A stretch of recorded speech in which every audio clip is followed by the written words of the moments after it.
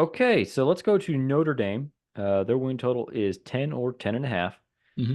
Marcus Freeman entering his third season. They got Mike Denbrock at offensive coordinator this year, hired him away from LSU. Right. Still have Al Golden there, defensive coordinator. The big probably news of the offseason is bringing in Riley Leonard, the quarterback from Duke. Um, Obviously, I'm a Notre Dame fan. Full disclosure, I have a lot of thoughts, but Ashton, sometimes it's more interesting to get the neutral fan observer. Uh, yeah, what are your thoughts on this Notre Dame team going into 2024?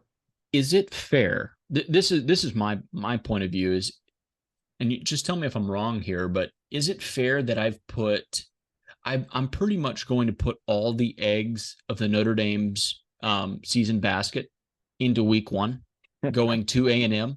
Like that game is so big, and you It have to go is. to A&M, and if you win that game, like you're going to roll comfortably up to the Louisville game, probably all the way up to the Florida State game. Like you're gonna it gets easy after that.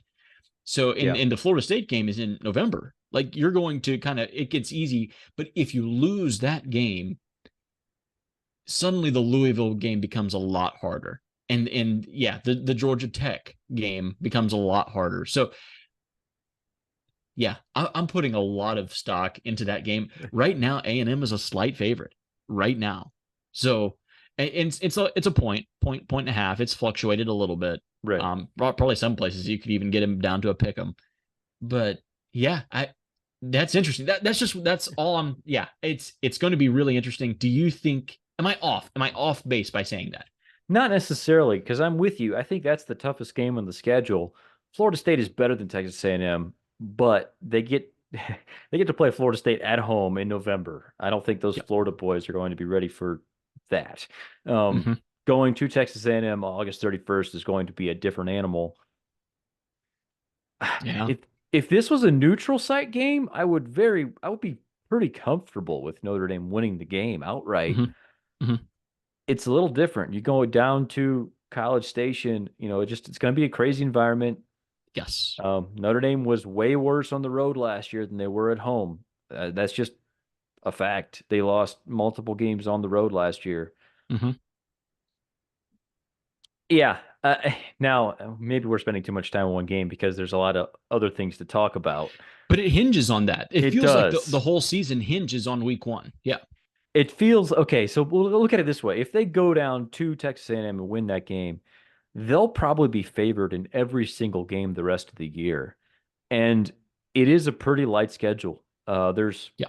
maybe four tough games at the top of the schedule. Hmm. And other than that, there's eight games that they feel very like it would be shocking if they lost any of the rest of those eight games. And on those four, that includes Louisville, who they lost to last year, so they're not going to overlook them this year. Right. Um, USC, who they stomped last year, and there's no Caleb Williams to worry about this year. Yeah, Right. I already mentioned the Florida State game being in November. That A&M game is huge. I think they make the playoff even with a loss there, though. I'm taking the over on 10 wins for Notre Dame. Part of it is because it is one of the lighter schedules I've seen them have in a long time. They were supposed to play Miami this year, and that had to be rescheduled for a different year. That would have been a really fun matchup this year. I think Notre Dame Yeah. Miami would have been very fun. We won't get to see it. If we're looking at the team, part of the reason I'm confident in them, I'm just kind of going through their roster. I really like the running backs. J.D. Price and Jeremiah Love are really explosive. Um, the receivers, that was the weakness of their offense last year. They don't really have a legit number one, I don't think, but they have a bunch. They're way deeper. They're way deeper with solid contributors. They're going to have an actual power four level receiver room this year, which they haven't always had in previous years. Uh, Yeah. Tight ends, that'll continue to be a strength. Mitchell Evans coming back from injury. Eli Raridon is a young guy you should know about. Interior offensive line is going to be very good. Offensive tackle, they have to replace a first round pick and a second round pick. Um, that's the biggest question mark on the entire team, as far as I'm concerned. By the way, Texas A&M, possible first round edge in Nick Scorton. Yeah. Louisville, possible first round edge in Ashton Gelati. Florida Yep. State, possible first round edge in Patrick Payton. So Hmm. we're going to find out. Like either they either that completely tanks their season because they can't block somebody, or they're average and the rest of the team is good enough that they can make up for it. I don't know. We'll see. I think they have one of the best defensive tackle tandems in the country. Um, Defensive ends have a high floor but unknown ceiling. They got RJ Oben from Duke, who was their best pass rusher last year. Their linebackers, they're excited about, very young but talented.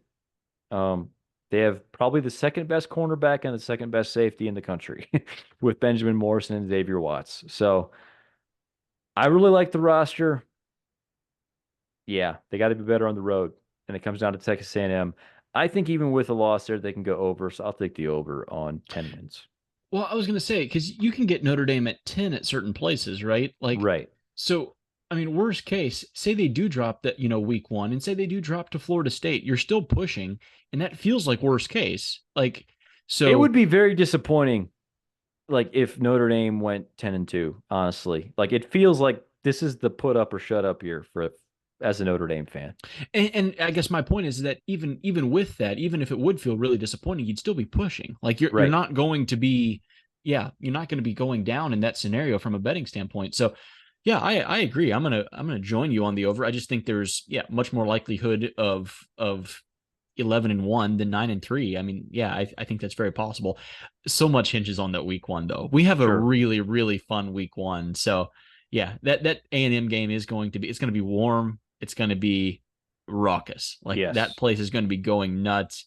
Yeah, one of the yeah, can just see how Mike Elko does against Notre Dame. Just see how that whole Sure.